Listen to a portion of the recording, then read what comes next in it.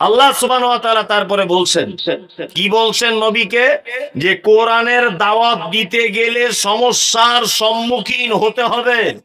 আর এই সমস্যার সম্মুখীন হলে আপনার মনে যেন কোনো সংকীর্ণতা বা ভয় যেন সৃষ্টি না হয়। কোরআনের দাওয়াত দিতে গেলে সমস্যা হয় না? হক কথা বললে সমস্যা হয় না? হয়। কত জায়গায় সমস্যায় পড়তে হয়। আল্লাহু আকবার। নবীরা সমস্যায় পড়েনি? পড়েছে। বক্তা জলসা করতে আসছে, জলসা করে স্টেজ থেকে নেমেছে, সবাই বলছে নারে তাকবীর, আল্লাহু আকবার, সবাই বলছে। আর সবাই বলছে সাংঘাতিক বক্তা। তো আগের বছরের জন্য আবার ডেট নিয়ে এলে, ভালো করে বুঝবেন। এখন মাতাল বলছে সাংঘাতিক বক্তা, সুদখোর বলছে সাংঘাতিক বক্তা, বেনামাজি বলছে সাংঘাতিক বক্তা, নারী বলছে সাংঘাতিক বক্তা, ব্যভিচারিণী বলছে সাংঘাতিক বক্তা, আলেম বলছে সাংঘাতিক বক্তা, চাষি বলছে সাংঘাতিক বক্তা। সবাই যদি ওকে সাংঘাতিক বক্তা বলে, তার মানে বুঝে নিতে হবে বক্তা না ঘোড়ার ডিম।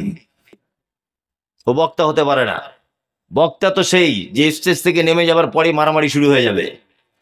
বক্তা তো সেই যে স্টেজ থেকে নেমে যাবার পরে যত মানুষ আছে দুটো দলে ভাগ হয়ে যাবে।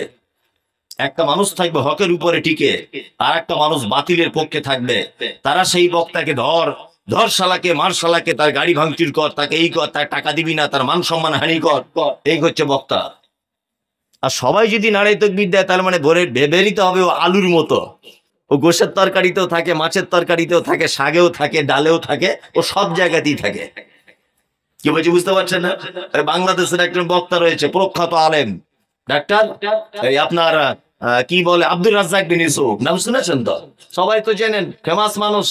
স্টেজ থেকে নামছে, হাতে বাঁশ দিয়ে মেরে হাত ভেঙে দিচ্ছে, কোথাও যাচ্ছে জামা কাপড় ছিঁড়ে দিচ্ছে। কেন? ও কি কারো মেয়ের হাত ধরে টেনেছে? হ্যাঁ, কারো বইয়ের সাথে সম্পর্ক আছে ওর?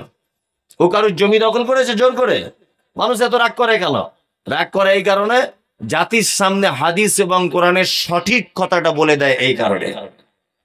তার মানে বক্তা আজও পর্যন্ত সঠিক কথা বলে দিলেই সমস্যায় পড়তেই হবে, কোনো কথা চলবে না।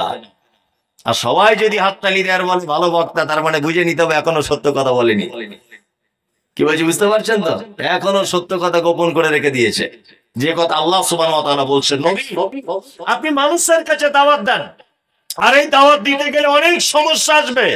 আর যতই সমস্যা আসুক, আপনার মনে যেন কোনো ভয় ভীতি, যেন সংকীর্ণতা সৃষ্টি যেন না হয়। আল্লাহ তাআলা তারপরে বলছেন, যিকরা লিল মুমিনিন, কোরআন হচ্ছে মুমিনদের জন্য কি উপদেশ।